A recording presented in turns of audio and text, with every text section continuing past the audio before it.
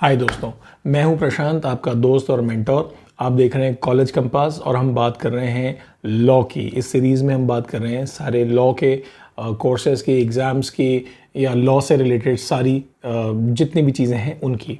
आज हम बात करने जा रहे हैं स्पेशलाइजेशन इन लॉ। किस किस चीज़ में स्पेशलाइजेशन हो सकता है।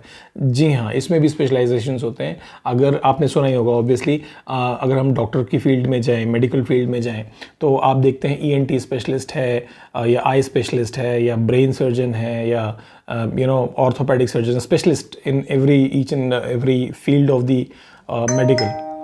एट द सेम टाइम जब आप इंजीनियरिंग की बात करते हैं तो कोई आईटी स्पेशलिस्ट है, कोई डेटा एनालिस्ट है, कोई मैकेनिकल इंजीनियर है, स्पेशलिस्ट है उसमें, कोई जो है सिर्फ इलेक्ट्रिकल इक्विपमेंट्स में स्पेशलिस्ट है, कुछ जो है केमिकल इंजीनियरिंग में स्पेशलिस्ट है। तो everyone is having specialization. In fact when you talk about MBA, CAT दे करके एमबीए करते हैं लोग, तो उसमें भी स्पेशलाइजेशन होता है। एचआर का स्पेशलाइजेशन है, मार्केटिंग का एक स्पेशलाइजेशन है, सेल्स का स्पेशलाइजेशन है। तो सिमिलरली लॉ में भी स्पेशलाइजेशंस होते हैं। आइए देखते हैं कौन कौन सी ये स्पेशलाइजेशंस हैं और आप इनमें से कौन से स्पेशलाइजेशन को चूज कर सकते हैं based on your own inclination towards those given topics.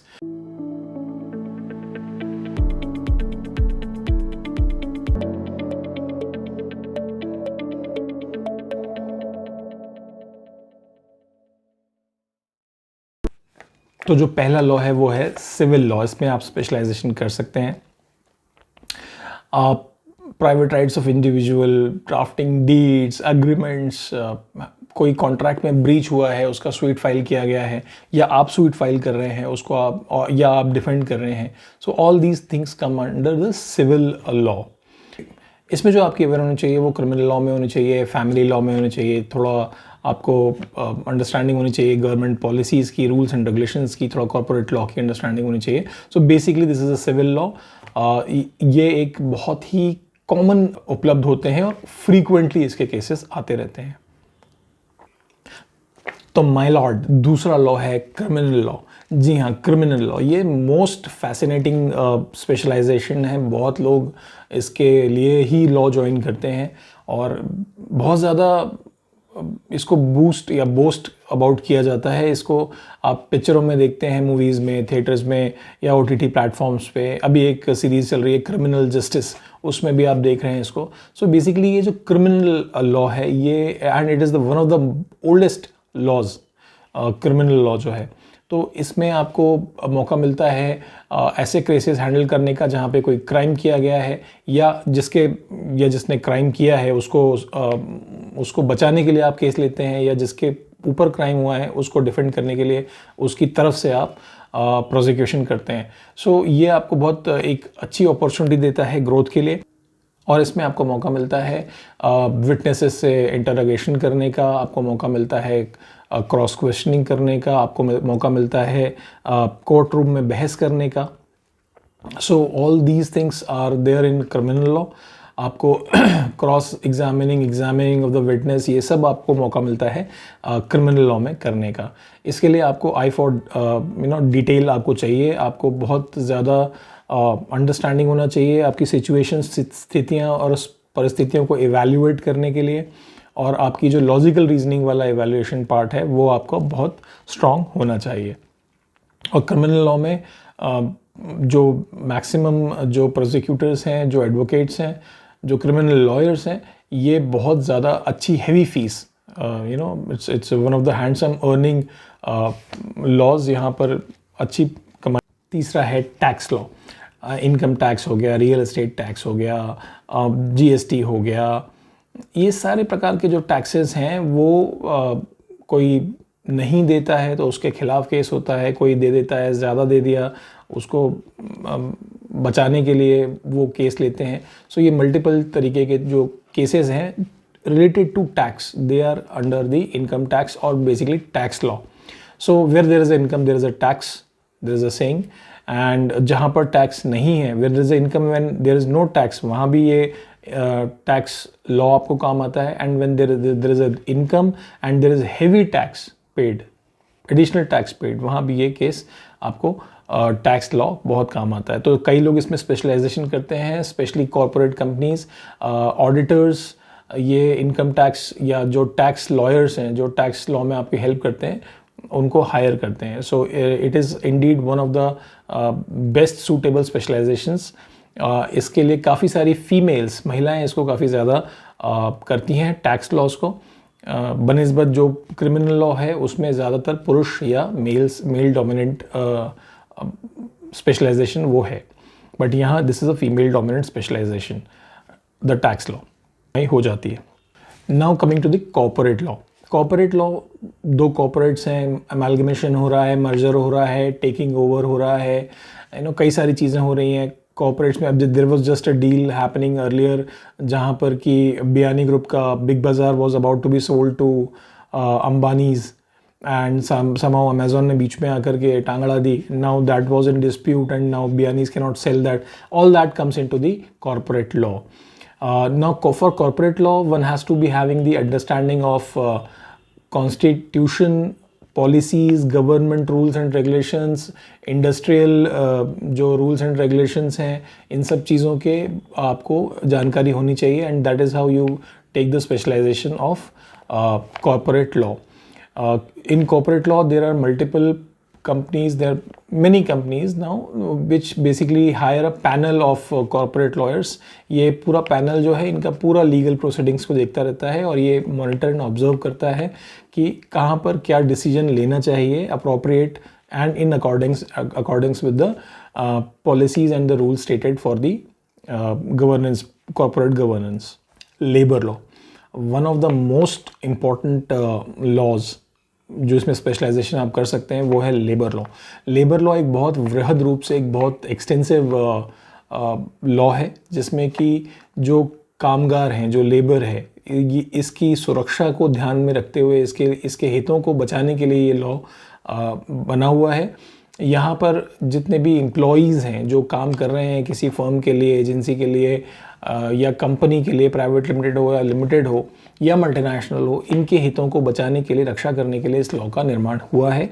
और एम्प्लॉयज़ में और जो कंपनियां हैं उनमें इश्यूज़ हो जाते हैं, फ्रिक्शन हो जाता है, इनको सॉर्ट आउट करने के लिए लेबर लॉ का इस्तेमाल किया जाता है. So labour law is one of the commonly taken specialization by the law students. Patent law. Patent law, अभी किसी ने कोई चीज़ का निर्माण किया, इनोवेशन किया, उसी ने किया, इससे पहले वो हुआ नहीं था, तो ऑब्वियसली ये पहली बार हुआ है. जो चीज़ पहली बार हुई है वो उसके लिए पेटेंट फाइल किया जाता है. ये पेटेंट कई सारे तरीक़ों से कई सारे कैटेगरीज में फाइल होता है और ये इंडिविजुअल या किसी संस्था यानी इंस्टीट्यूशन या कंपनी के नाम पे भी फाइल किया जा सकता है. इस पेटेंट को अगर कोई और अनाधिकृत रूप से, अनऑथराइज्ड रूप से इसका इस्तेमाल करता है, जो भी जिस भी चीज़ का पेटेंट हुआ है, तो उसके खिलाफ एक्शन लिया जा सकता है. साथ में किसी ने अगर पेटेंट कर दिया है और ये एक्चुअली उसका पेटेंट नहीं है, उसको चैलेंज भी किया जा सकता है. At the same time patent कैसे करना है, वो थोड़ा हेफ्टी प्रोसेस है उसको करने के लिए. सो वो पेटेंट कैसे किया जाएगा, उसका क्या प्रोसेस होगा, ये भी वो वकील, वो जो लॉयर हैं, एडवोकेट हैं, जो उस लॉ को मैनेज कर रहे हैं, पेटेंट लॉ को, वो उसको देखते हैं. So it's one of the ऐसे लॉज में से हैं जो कि अभी मतलब बढ़ रहा है, लोग इसको लेना शुरू कर रहे हैं और in near future it will be having much more demand of the advocates who are professionals in patent law. Now coming to media law. Media law एक ऐसा लॉ है जो एक्चुअली हर पूरा 360 डिग्री चीज़ें कवर करता है, समटाइम्स इंक्लूडिंग क्रिमिनल लॉ. क्योंकि media, मान लीजिए किसी एक नेताजी ने किसी दूसरे नेताजी को कुछ बोल दिया, ऐसा कुछ बोल दिया जैसे कि उनको मानहानि हुई, तो ये मानहानि का मुकदमा जो है वो मीडिया लॉ में आ रहा है. सेंसरशिप, मान लीजिए कोई सेंसरशिप हुई, बोला गया कि ये सेंसर्ड है और उसको बिना सेंसर किए उसको पब्लिक कर दिया गया, वो that under comes under media law. ऐसी कई सारी चीज़ें हैं जो मीडिया लॉ में आती हैं, एंटरटेनमेंट लॉ में आती हैं. कॉन्फिडेंशियलिटी जो एग्रीमेंट्स होते हैं वो लीक हो गए, इंफॉर्मेशन लीक हो गई, तो ये सारी चीज़ें मीडिया लॉ में आती हैं। For that matter I just give an example कि कई सारे हीरो या हीरोइंस जो होते हैं वो अपने इंटरव्यूज़ में बताते नहीं है कि वो जो उनकी अपकमिंग मूवी है वो किस बारे में है या उसकी स्टोरी लाइन क्या है या प्लॉट क्या है। So they are bound under that particular given contract, जिसमें वो ये बोला जाता है कि आप इसके बारे में जब तक ये फिल्म पब्लिक ना हो जाए तब तक इसके बारे में चर्चा नहीं कर सकते, और अगर वो कर दें तो that will be a confidentiality leak and they will be prosecuted, they will be actually challenged in court under this law. So copywriting का law है, broadcasting का law है, so that everything comes under the media law. So media law से related ही एक और law है IP law, intellectual property law, और intellectual property law और patent law and media law they go hand in hand, because intellectual property में भी से किसी ने एक स्टोरी लिखी, जावेद अख्तर साहब ने एक स्टोरी लिखी और उस स्टोरी को किसी ने चुरा करके किसी और मूवी बना दी। या एक बेसिकली अभी कुछ टाइम पहले एक केस हुआ था जब एक मूवी आई थी 3 इडियट्स, चेतन भगत ने कहा ये मेरी मूवी, मेरी लिखी हुई नॉवल पे बनी है 5.1 पे, देन बाद में उनको ये इस बात का क्रेडिट दिया गया। So that this came under the intellectual property law. इसमें पेटेंट लॉ भी एक्टिव है, इसमें साथ में चलता है, और इसमें आपका मीडिया लॉ भी साथ में चलता है। So these laws are basically entangled in each other, and if you are doing media law this will be like add on IP intellectual property law. So there are like multiple laws like this. ये मैंने कुछ major laws जो थे specialisation जो आप कर सकते हैं, I have discussed about them.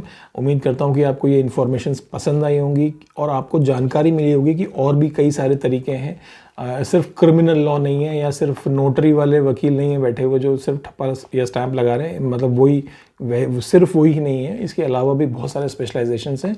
And the area is vast of law, क्योंकि आप जहाँ भी हैं, जिधर भी हैं, आप जो भी कर रहे हैं, आपके ऊपर कोई ना कोई लॉ एप्लीकेबल है, और अगर कोई भी उस लॉ को इन्फ्रिंज करता है, उस लॉ को तोड़ता है, तो उसके लिए देन यू आर देयर, आपके पास इतने मौके रहते हैं कि फिर इनको आप चैलेंज कर पाएँ, या आपके क्लाइंट्स अगर ऐसा कोई आपके पास रिक्वेस्ट लेके आते हैं तो आप ऐसे केसेस ले पाएँ।